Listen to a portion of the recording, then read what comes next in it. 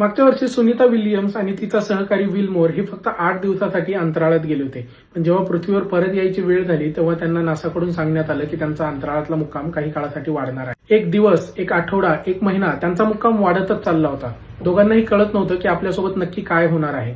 आपल्याला परत घरी जायला मिळेल का, आपल्या जवळच्या लोकांना आपल्याला भेटायला मिळेल का, आणि सगळ्यात महत्वाचं म्हणजे आपला जीव वाचणार आहे की नाही. पण या सगळ्या गोंधळात सुद्धा त्यांनी आपल्या पृथ्वीवरच्या सहकार्यांवर विश्वास ठेवत प्रामाणिकपणे आपलं काम सुरू केलं. त्या दोघांनी मिळून 150 पेक्षा जास्त महत्वाचे प्रयोग केले, पण त्याचसोबत 900 पेक्षा जास्त तासांचा रिसर्च सुद्धा केला. आणि शेवटी तो दिवस उजाडला जेव्हा नासाला त्या दोघांनाही पृथ्वीवर सुखरूप आणण्यामध्ये यश मिळालं. सुनीता विल्यम्सचं हे उदाहरण मला महत्वाचं यासाठी वाटतं कारण आपण सुद्धा ठरवलेली प्रत्येक गोष्ट आपल्या मनासारखी होईलच असं नाही. बऱ्याच वेळा असं होतं ना की आपले चांगले प्लॅन सुद्धा फसतात, गोष्टी अनिश्चित होतात, आपल्याला कळतच नाही की नक्की काय करायचंय. अशा वेळी आपल्या हातात एकच गोष्ट असते, ती म्हणजे गोंधळून न जाता, परिस्थितीवर रडत न बसता आपल्याला जे काम मिळालेलं आहे ते प्रामाणिकपणे करत राहणं.